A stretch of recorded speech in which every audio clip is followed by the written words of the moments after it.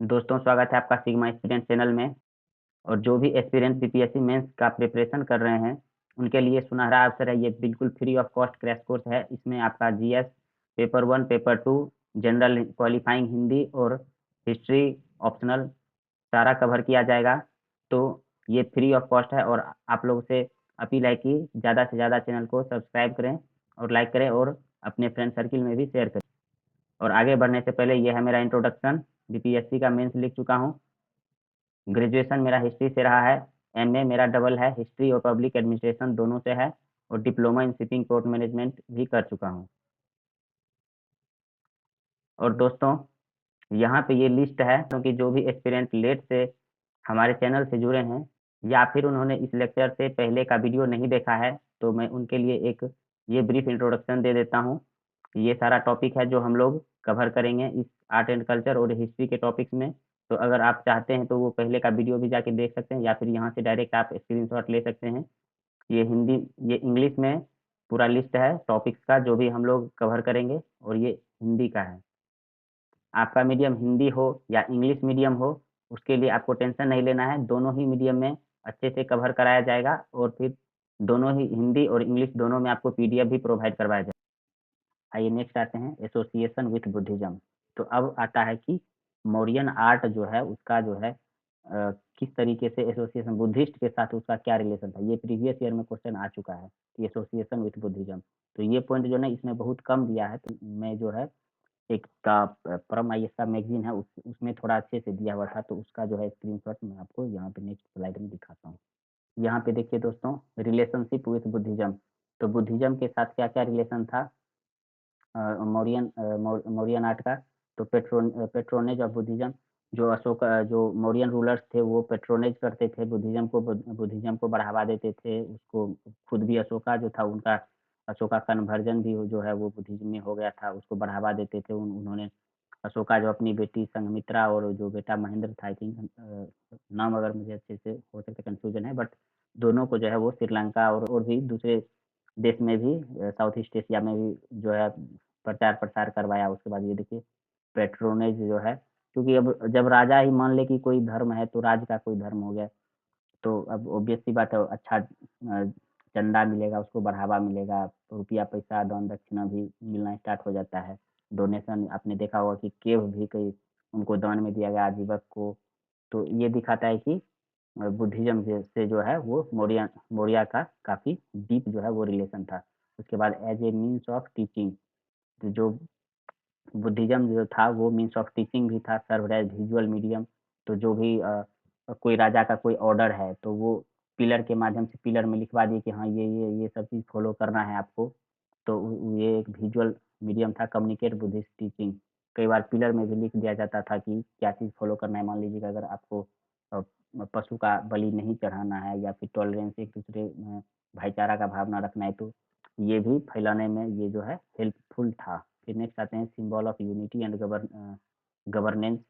अशोका का एडिक्ट जो था वो इंस्क्राइब ऑन पिलर, ये एक यूनिटी को भी दिखाता है कि कैसे उस टाइम पे जो है रिलीजियस हार्मोनी था, unity and ethical conduct among diverse population. यहाँ पे देखिए ये लिखा हुआ ये point, importance of moral governance. तो जो गवर्नेंस था, जैसे राजा भले ही जो अशोका है वो कन्वर्ट हो गए थे बुद्धिज्म में, लेकिन उस टाइम पे हिंदूज भी थे, उस टाइम पे जैन भी थे। तो कहीं ना कहीं जो गवर्नेंस जो था वो एक अच्छे तरीके से हो रहा था और बिल्कुल निष्पक्ष तरीके से गवर्नेंस हो रहा था। तो ये हम लोग अभी से क्या सीख सकते हैं कि एथिकल गवर्नेंस में जब आप लोग ऐसे लिखेंगे तो ये पॉइंट आप लोग मेंशन कर सकते हैं, symbol of unity and governance. फिर नेक्स्ट आते हैं cultural exchange and influence. Cultural exchange में हम लोग ये मेंशन करेंगे कि अशोका ने भेजा उनको प्रचार प्रसार करने के लिए, या फिर साउथ ईस्ट एशिया में भेजा, या फिर जो अरमेइक जो जो स्क्रिप्ट में जो है पिलर में लिखा हुआ था अफगानिस्तान के आसपास के एरिया में। तो इससे ये पता चलता है कि कहीं ना कहीं कल्चर का भी आदान प्रदान हुआ। यहाँ के लोग वहाँ गए और वहाँ के लोग जैसे फाहियान और अन्य ट्रेवलर जो हैं वो इंडिया आए, हैंसेंग वित्तिंग ये सब आए। तो इससे क्या हुआ कि उनके साथ वो भी अपने साथ कुछ कल्चरल जो है वैल्यूज लेके आए और कुछ यहाँ से गए। तो कल्चरल जो है एक्सचेंज हुआ किसके कारण, तो बुद्धिज्म के कारण। तो ये पॉइंट आप लोग मेंशन करेंगे, ठीक। तो अभी हम लोगों ने देखा कि रिलेशनशिप विद बुद्धिज्म, ये शॉर्ट आंसर में पूछा हुआ क्वेश्चन है प्रीवियस ईयर में, इसलिए मैं खास करके इसको जो है ना एक स्क्रीनशॉट लेके और इसमें स्लाइड में मेंशन किए। देखिए छोटा पेज है ना, यहाँ पे देखिए, ये पॉइंट मैं फिर से एक बार रिपीट कर देता हूँ ब्रीफली। रिलेशनशिप विद बुद्धिज्म, तो मौर्य का जो है बुद्धिज्म के साथ क्या रिलेशन था, तो पेट्रोनेज ऑफ बुद्धिज्म, उसको उसके छत्र छाया में बुद्धिज्म पला बढ़ा।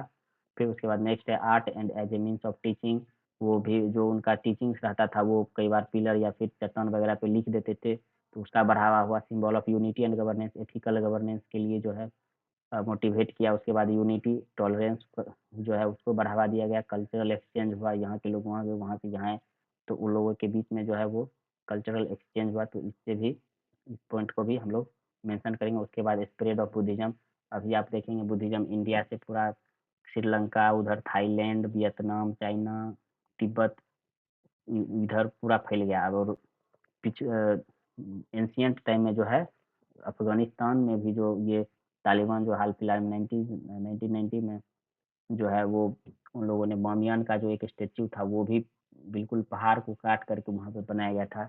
तो इससे ये पता चलता है कि स्प्रेड ऑफ बुद्धिज्म इन इन जगहों पे फैला हुआ था, तो उसके लिए भी वो सहायता मिला। ठीक, और अब नेक्स्ट आते हैं, तो इधर हम लोगों ने ये सारा कवर हो गया ये पॉइंट। फिर ये भी एसोसिएशन है बुद्धिज्म, ये पॉइंट भी हमारा कवर ऑलरेडी हो चुका है।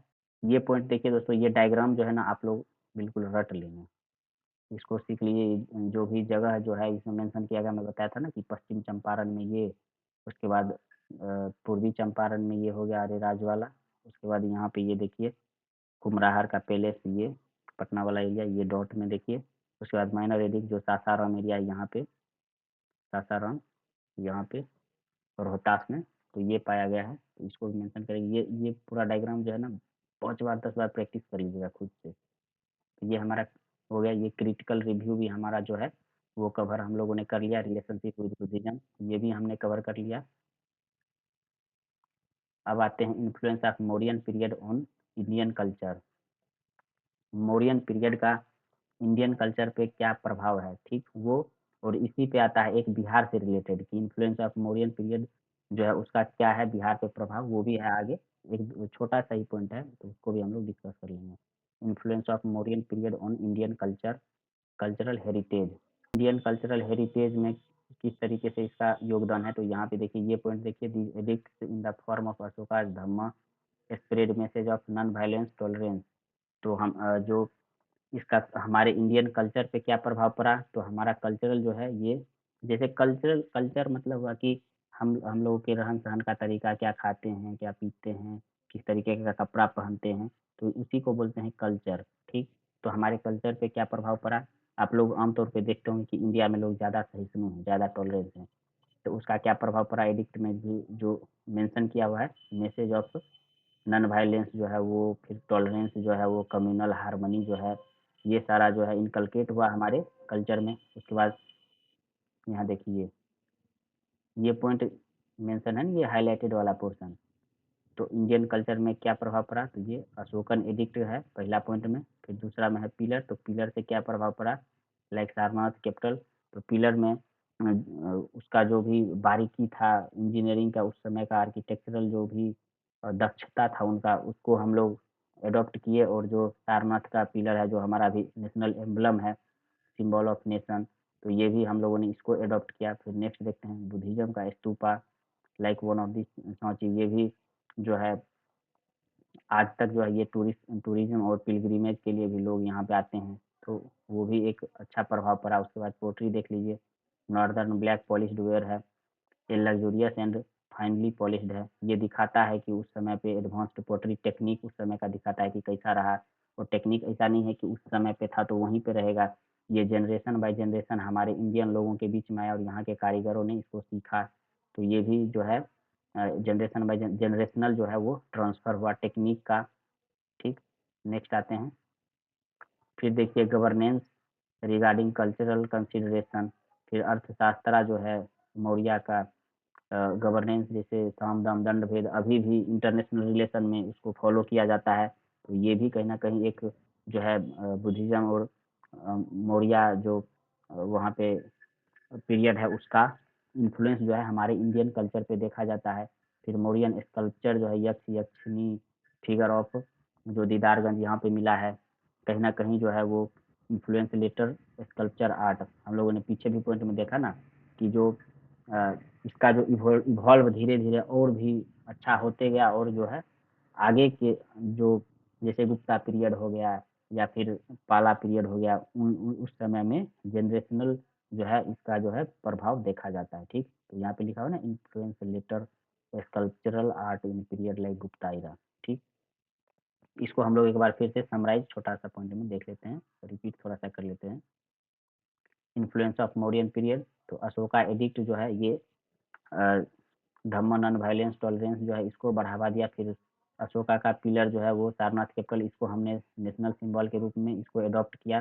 फिर बुद्धिस्ट स्तूपा जो है वो रॉयल पेट्रोनेज मिला और कॉम्प्लेक्सिटी जो है इसको दिखाता है कैसे जो है इवॉल्व हुआ और अच्छा दिन ब दिन करते गया। फिर उसके बाद पोट्री है, नॉर्दर्न ब्लैक पॉलिश्ड वेयर है, उस समय का टेक्निक दिखाता है। ठीक, फिर नेक्स्ट है गवर्नेंस के रिगार्डिंग जो है साम दाम दंड भेद इंटरनेशनल रिलेशन में भी हम लोग आज भी उसको फॉलो करते हैं। उसके बाद यक्षिणी जो है जो फर्दर इवॉल्व हुआ, आगे जो भी कारीगर आए उनके लिए भी फायदा हुआ, जनरेशन बाय जनरेशन जो है वो ट्रांसफर हुआ। ठीक, अब नेक्स्ट आते हैं impact of Mauryan art in Bihar. तो बिहार में मौर्यन आर्ट का क्या प्रभाव है, ये हमारा लास्ट है impact of Mauryan art in Bihar. तो बुद्धिस्ट सेंटर है एक, तो यहाँ पे देखिए बुद्धिस्ट सेंटर के रूप में जो है वो बिहार जो है उभर कर सामने आया। कैसे, तो यहाँ पे देखिए गया हो गया, नालंदा हो गया, ये सारा बुद्धिस्ट सेंटर के रूप में जो है इवॉल्व होगा और अभी भी फेमस तो है ही। ठीक, नेक्स्ट आते हैं बोध गया स्तूपा, ये भी Mahabodhi temple stupa marking site of Buddha's enlightenment, ये आज भी फेमस है। जैसे गया जी में आज भी लोग आते हैं बहुत दूर दूर से, क्यों, क्योंकि यहाँ पे जो है बुद्धा को इनलाइटनमेंट मिला था। फिर नेक्स्ट है एजुकेशनल इंस्टीट्यूशन, एजुकेशनल इंस्टीट्यूशन जो नालंदा यूनिवर्सिटी था वो बिहार में ही था, नालंदा में, जिसको अभी ये 71st बीपीएससी के प्रीलिम्स में भी क्वेश्चन आया कि 2010 में जो है इसको फिर से सेटअप किया गया था, एक्ट आया था, और जो 2014 है उसमें फिर से री इनोग्रेट किया गया था। ठीक, फिर नेक्स्ट पॉइंट में आते हैं कल्चरल आइडेंटिटी। बिहार का एक कल्चरल आइडेंटिटी भी है, हमारे लिए प्राइड की भी बात है कि हमारे यहाँ से बिहार से उत्पत्ति हुआ और इतना देश में फैला बुद्धिज्म, तो कहीं ना कहीं ये हमारे लिए एक प्राउड मोमेंट भी है, foster a sense of pride है। ठीक, यहाँ पे देखिए पिलग्रीमेज एंड टूरिज्म, कहीं ना कहीं हमारे लिए एक जो पिलग्रीमेज आते हैं अलग अलग देश से, तो कहीं ना कहीं एक टूरिज्म को भी बढ़ावा मिलता है। उसके बाद देखिए influence on later art artistic tradition, तो जो भी आइडल बनाने का या फिर स्कल्पचरल जो भी जो उनका टेक्निक था वो भी धीरे धीरे जनरेशनल जो है ट्रांसफर हुआ, तो कहीं ना कहीं वो लेटर इन्फ्लुएंस किया आर्ट को। उसके बाद आर्किटेक्चरल लिगेसी देखिए वही हुआ कि principle established by Mauryan influence temple architecture, तो जो उनका टेक्निक था वो आगे के टेम्पल आर्किटेक्चरल जो फर्दर इवॉल्व हुआ उसमें जो है इसका इन्फ्लुएंस जो है वो देखा जाता है। ठीक, इसको फिर से हम लोग देख लें एक बार, शॉर्ट में देख लेते हैं। Bihar impact of Mauryan art Bihar, Bihar पे जो है मौर्यन आर्ट का क्या प्रभाव है, तो बुद्धिस्ट सेंटर के रूप में जो है बिहार डेवलप हुआ। उसके बाद बोध गया स्तूपा, ये सारा फेमस जगह है। एजुकेशनल इंस्टीट्यूशन में नालंदा का मेंशन किया गया है। कल्चरल आइडेंटिटी एक हमारे लिए प्राइड का मूवमेंट है। उसके बाद पिलग्रीमेज और टूरिज्म को बढ़ावा मिलता है, इससे इन्फ्लुएंस ऑफ लेटर आर्ट को जो है इवॉल्व करने में जो है इसका सहायता मिलता है। ठीक, तो इस तरीके से दोस्तों हम लोगों ने देख लिया कि सारे डायमेंशन को हम लोगों ने कवर किया, लेकिन अभी भी अब हम लोग यहाँ पे नहीं रुकेंगे, अब हम लोग स्टार्टिंग में आते हैं यहाँ पे।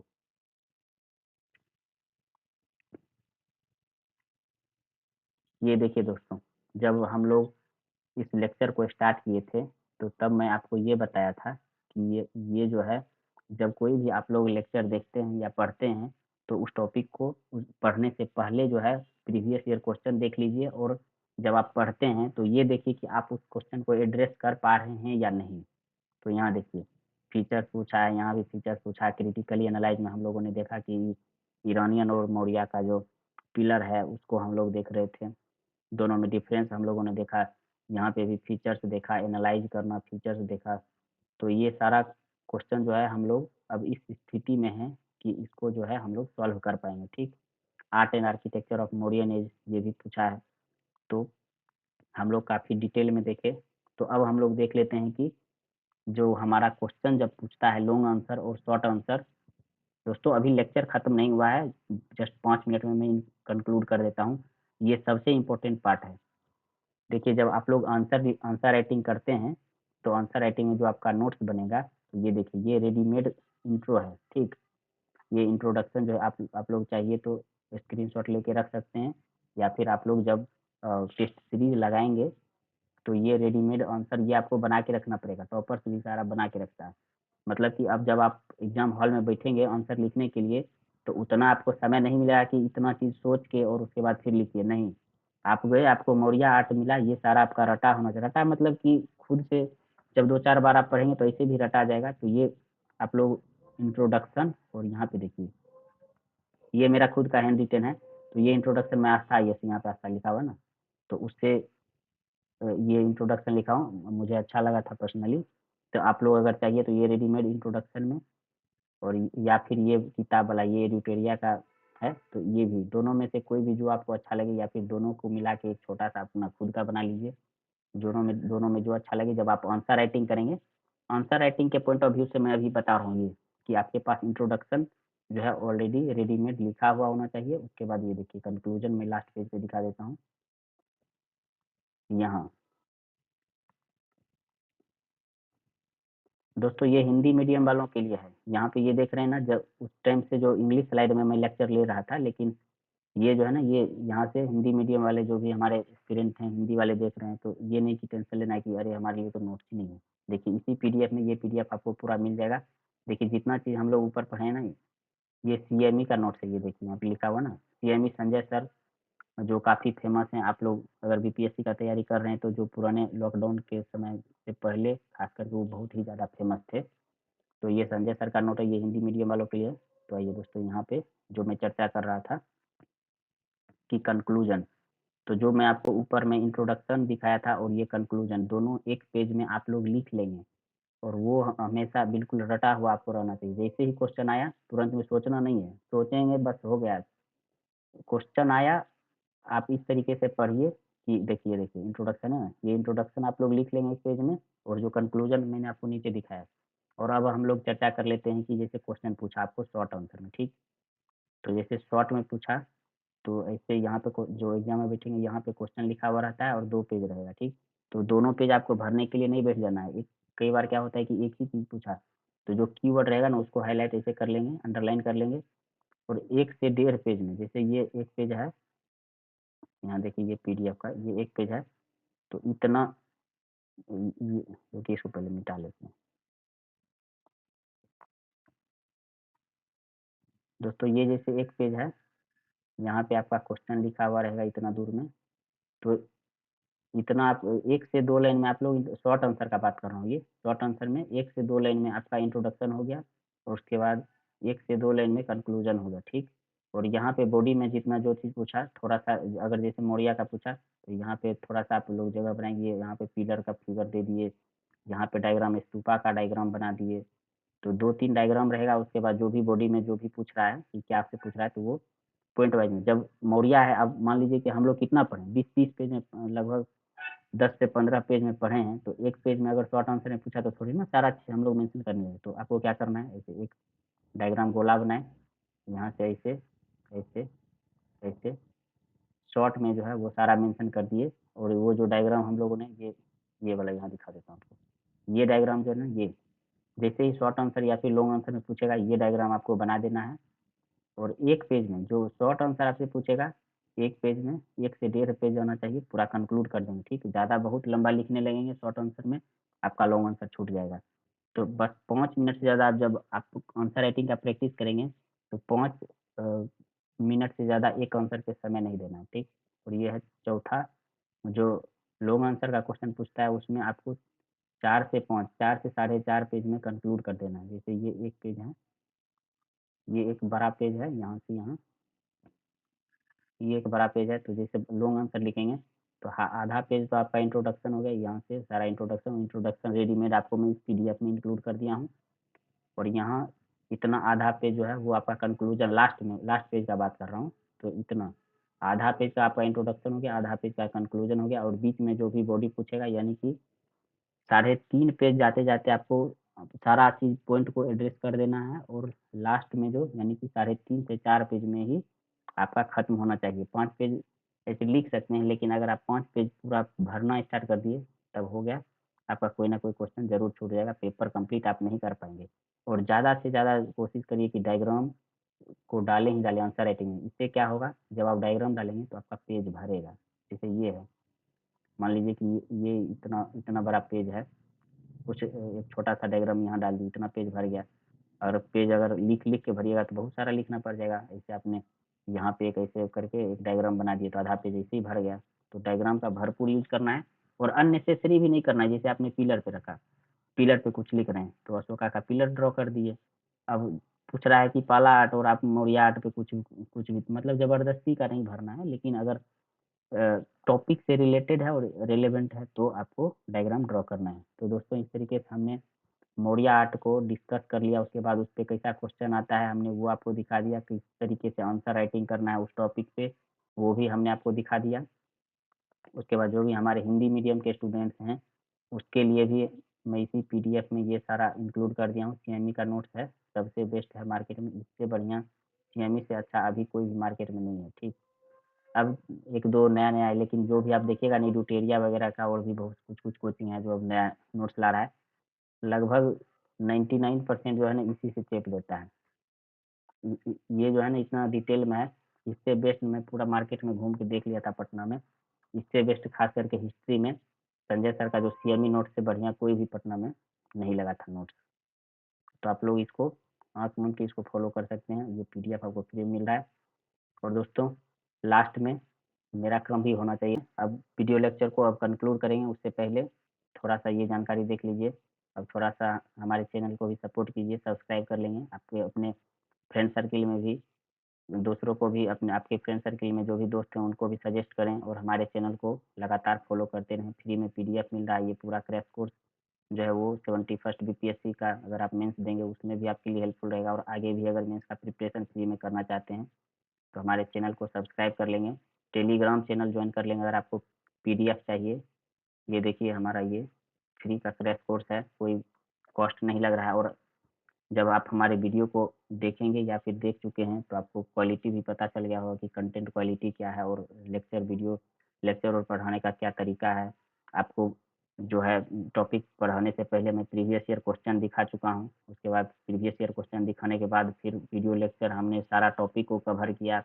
टॉपिक को कवर करने के बाद हमने देखा कि किस तरीके से आंसर लिखेंगे, आंसर में भी शॉर्ट आंसर में कितना कंटेंट डालेंगे, किस तरीके से लिखेंगे, फिर लॉन्ग आंसर में भी हम लोगों ने देखा। उसके बाद मैं आपको इस पीडीएफ में रेडीमेड इंट्रोडक्शन और प्लस का रेडीमेड कंक्लूजन भी दे दिया हूँ। तो जब आप आंसर राइटिंग करेंगे उसमें भी आपको कुछ कोई भी दिक्कत नहीं होगा, जस्ट आपके सामने पीडीएफ रहेगा, प्रिंट आउट करवाइए और मेरा वीडियो लेक्चर देखिए, और साथ में पीडीएफ भी सामने में रहेगा, तो हाइलाइट वगैरह अगर कुछ करना है तो करिए। और बस इस लेक्चर देखने के बाद आपको एक ही काम करना है, कोई भी टेस्ट सीरीज ज्वाइन कर लीजिए और आंसर राइटिंग का प्रैक्टिस कीजिए। जितना प्रैक्टिस करेंगे, ज़्यादा पढ़ने से नहीं, प्रैक्टिस से होगा, मेंस खास करके। तो ज़्यादा से ज़्यादा प्रैक्टिस कीजिए, और हमारे चैनल को सब्सक्राइब कर लीजिएगा, और पीडीएफ के लिए टेलीग्राम चैनल को भी ज्वाइन कर लीजिएगा। बहुत बहुत धन्यवाद।